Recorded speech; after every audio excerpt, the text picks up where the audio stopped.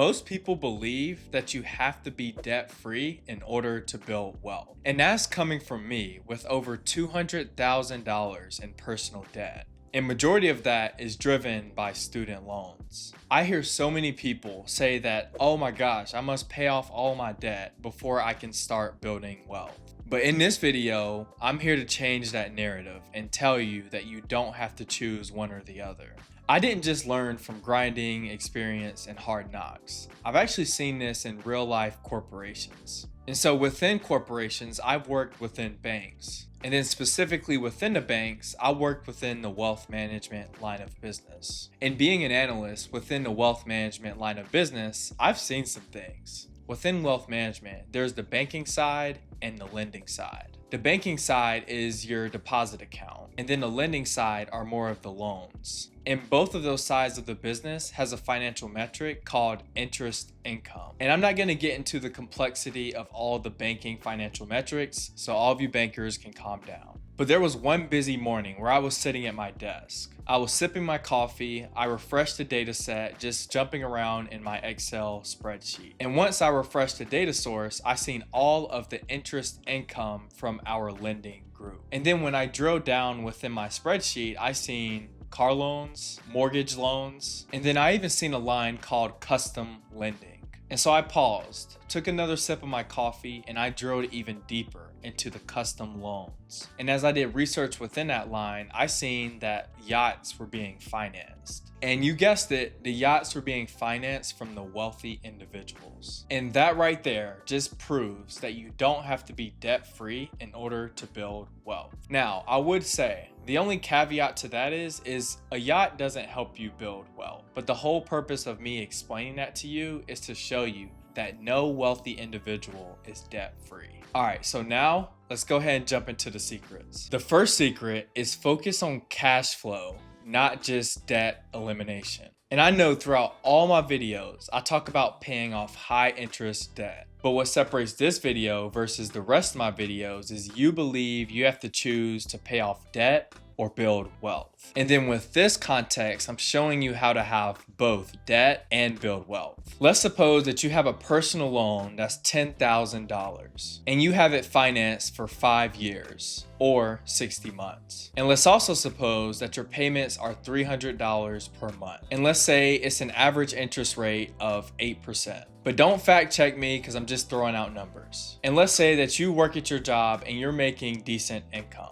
And it's the end of the month, you're putting together your budget, and you think to yourself, I need to really save up a lot of money in order to pay this debt off. And let's say a year passes by, and at that point, your loan balance is $8,000, and you saved up $8,000, and you decide to pay off the remaining balance with the money that you saved up. And even though at that point you are out of debt, there's one caveat that I'll challenge you on. And that caveat is called opportunity cost. And that's an economic term, according to Google, that means the loss of potential gain from other alternatives when one alternative is chosen. And that means you chose one decision over another. And then in the debt payoff scenario, that means that you've chose to pay off the debt versus investing in something that could pay you longer term. And within that same $300 a month personal debt loan that you have, I would say to pay the $300 a month, and then instead of saving up to pay off the full balance,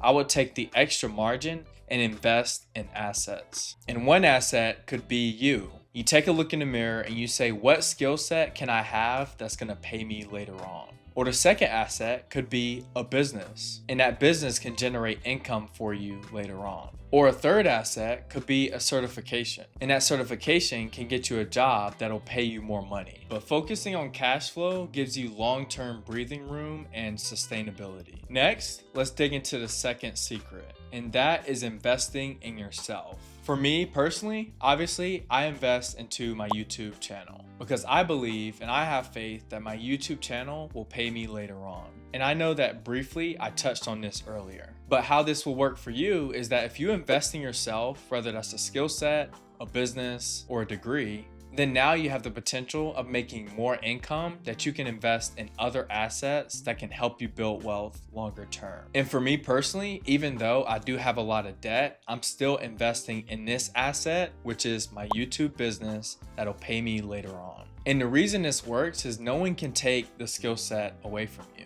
But for a YouTube channel, it is a business, but it's also a skill set. Because for me, it teaches me how storytelling works, what my subscribers and audience look for within titles, what thumbnails can be visually appealing, how marketing works in the YouTube algorithm. And that's just naming a few. But the reason I'm not letting debt hold me back is because I'll never start a YouTube channel if I was waiting. Or if I did wait, then I'll be 80 years old. Then at that point, AI will probably be taking over anyway. So what this means for you is don't invest in a skill set or a business until after you get out of debt. Because then, just like that economic term that I mentioned earlier, opportunity cost kicks in. So I'm really glad that you're enjoying this video. And I'm sure it's giving you some ideas to chew on. But how you can help me build wealth is by subscribing to my YouTube channel and also giving it a like. Because when you like it, chances are other people are gonna like it too. All right, so now let's jump to the third secret. And the third secret is I keep fun money so I don't burn out. Burnout is very common and it happens with anything that you're doing. No matter what stage of life you're in, you must have fun money. I started this YouTube channel in March, and for the first 3 months, I didn't do anything fun.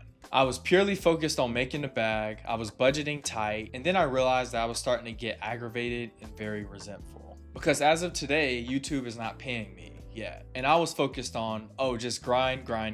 But if I kept that going, then I'd get burnt out and I really wouldn't be building wealth. And I'd put myself in a hole because I've already invested thousands of dollars already. And so you must have fun.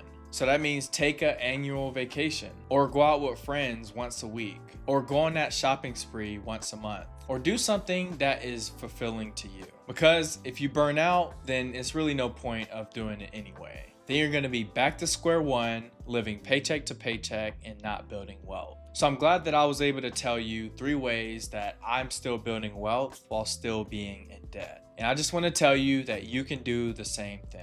But remember, I'm not telling you to be reckless with your money. All I'm saying is you don't have to choose one or the other. But also what I'm saying is that the wealthy are never debt-free. And I've seen that within my corporate finance experience. And I've also spoke to other wealthy individuals that have told me the same thing. So here's the action step for you. Start today. But let's keep pushing forward and building wealth. But I appreciate you watching. I hope you take care, and I'll see you in the next one.